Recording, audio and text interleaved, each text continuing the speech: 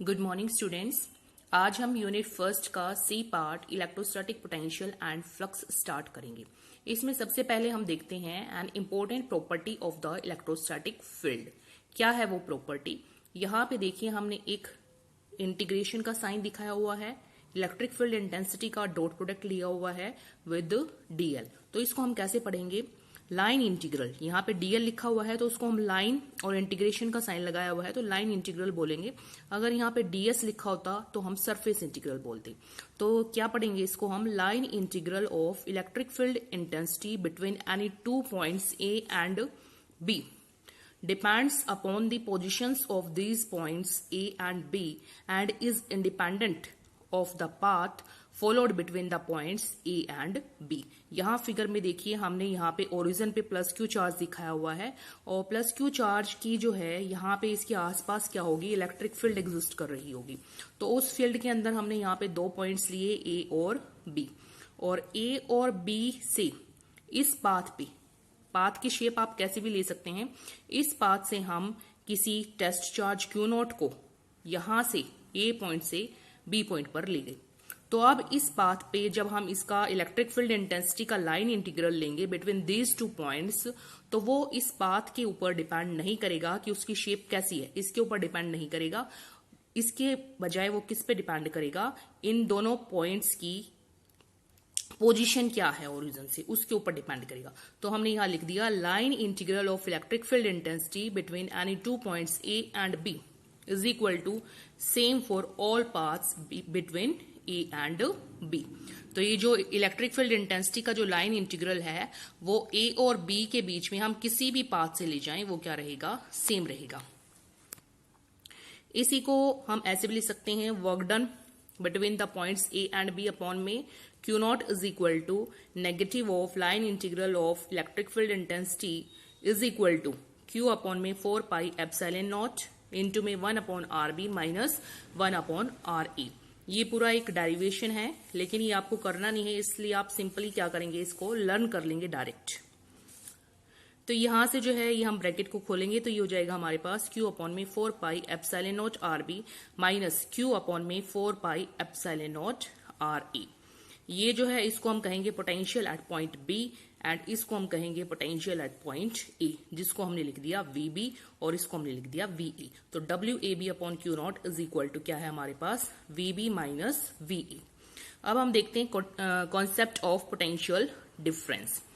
तो potential difference है तो डिफरेंस के लिए हम क्या लेंगे? कोई दो पॉइंट्स लेंगे। तो potential difference between the points B and A, potential difference between the points B and A is equal to the किसके इक्वल होगा?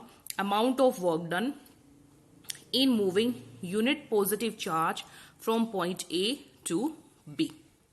इन दोनों पॉइंट्स के बीच में पोटेंशियल डिफरेंस को हम कैसे डिफाइन करेंगे कि एक पॉइंट से बी पॉइंट तक यूनिट पॉजिटिव चार्ज को ले जाने में जो वर्क डन होगा उसको हम क्या कर देंगे? Potential difference between the points B and A. तो ये हो गया हमारे पास VB माइनस V, यानी कि potential difference between points B and A is equal to work done in carrying unit positive charge from point A to B। अब इसकी unit देखते हैं। यूनिट क्या होगी? पोटेंशियल डिफरेंस इसके इक्वल है वर्क अपॉन में चार्ज के इक्वल है। वर्क की यूनिट जूल हो गई और चार्ज की यूनिट हो गई कूलम। तो इसकी यूनिट क्या बन गई? जूल पर कूलम। इसके अलावा इसकी दूसरी यूनिट भी बन सकती है क्योंकि वर्क को हम लिख सकते हैं फोर्स इनटू में डिस्टेंस। फोर्स की यूनिट न्यूटन एंड डिस्टेंस की होगी मीटर, तो इसको हम न्यूटन मीटर भी लिख सकते हैं। अपॉन में कूलम आ जाएगा तो ये बन गई न्यूटन मीटर पर कूलम। एंड इसकी SI यूनिट होती है वोल्ट। पोटेंशियल डिफरेंस की SI यूनिट होती है वोल्ट, जिसका सिंबल होता है V, और इसकी अदर यूनिट्स हैं जूल पर कूलम और न्यूटन मीटर पर कूलम। फिर इसका डायमेंशनल फार्मूला हम कैसे निकाल सकते हैं? वर्क का डायमेंशनल फार्मूला अपॉन में चार्ज का डायमेंशनल फार्मूला। इसको सिंप्लीफाई कीजिए, ये आ जाएगा हमारे पास ml2 t-3 a-1। Next comes the definition of 1 volt. Volt जो है इसकी यूनिट है, तो 1 वोल्ट को आप कैसे डिफाइन करेंगे? हमारे पास है पोटेंशियल डिफरेंस 1 वोल्ट कब होगा? व्हेन ये वर्क 1 जूल हो जाए और चार्ज का ले लें हम 1 कूलम ले लें। तो इसकी डेफिनेशन क्या हो जाएगी? Potential difference between two points is said to be 1 volt when 1 joule work is done in moving 1 coulomb charge from 1 point to another. Next comes the concept of electric potential. Potential difference था तो हमें 2 points चाहिए थे। अब potential है तो वो किसी भी एक पॉइंट पे हमने पोटेंशियल को डिफाइन करना है। तो हम 2 पॉइंट्स लिए थे ए एंड बी। तो उसमें मान लिया हमने जो सपोज पॉइंट ए जो है वो कहाँ पे है, इन्फिनिटी पे है। अगर पॉइंट ए इन्फिनिटी पे है तो उसका डिस्टेंस क्या होगा, आर ए डिस्टेंस कितना हो जाएगा, इन्फिनिटी हो जाएगा। और वी ए हमारे पास होता है फार्मूला क्यू अपॉन में 4 pi epsilon not R A.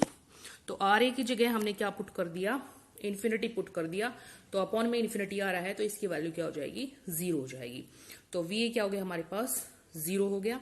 और हमने अभी फार्मूला देखा है W A B upon Q naught is equal to V B minus V A है। तो V B minus V A है, वी ए को 0 पुट कर दो तो ये आ जाएगा हमारे पास W इन्फिनिटी B अपॉन में Q naught is equal to VB। ये क्या आ जाएगा, potential at the point B। तो पोटेंशियल एट पॉइंट B को हम कैसे डिफाइन कर सकते हैं, amount of work done in carrying unit positive charge from infinity to the point B।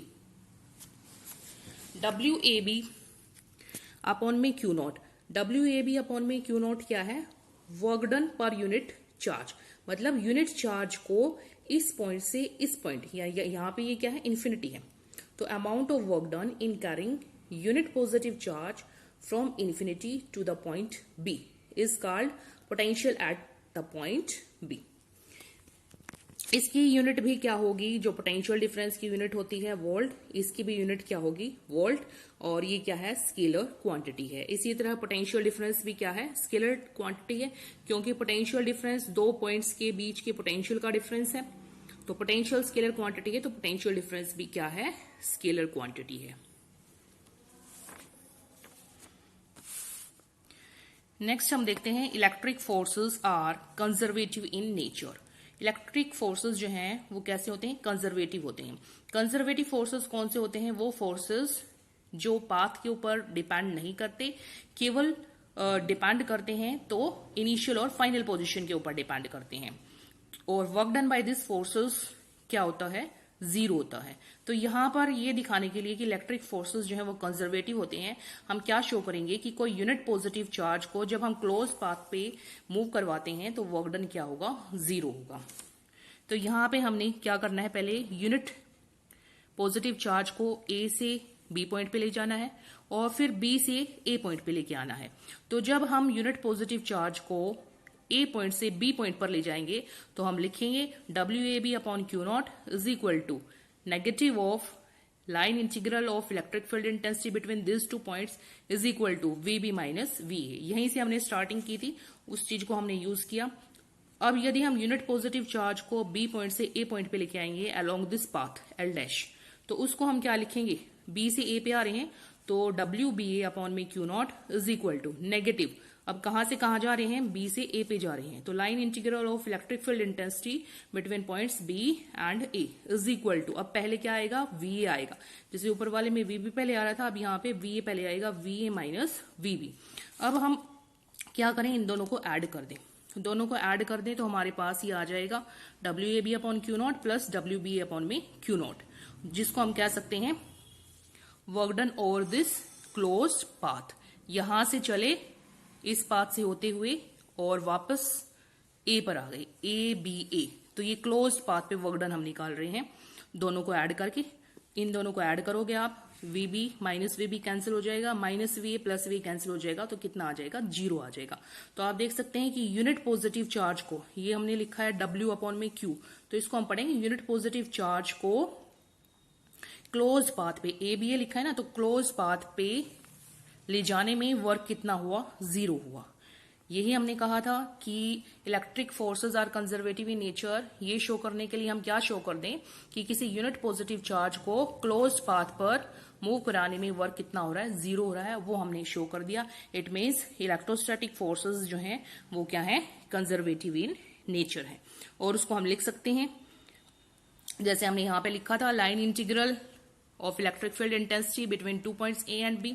यहां पे हम लिखेंगे line integral of electric field intensity over close path. ये सर्कल क्या शो कर रहा है, ओवर क्लोज पाथ इज 0। ये हमने अभी देखा है, हमने देखा है कि यूनिट पॉजिटिव चार्ज को हम जब क्लोज पाथ पे मूव करवाते हैं तो टोटल वर्क डन क्या होता है, 0 होता है। तो ये लाइन इंटीग्रल क्या हो जाएगा, line integral of electric field intensity और close path is 0. That's all for today. Thank you.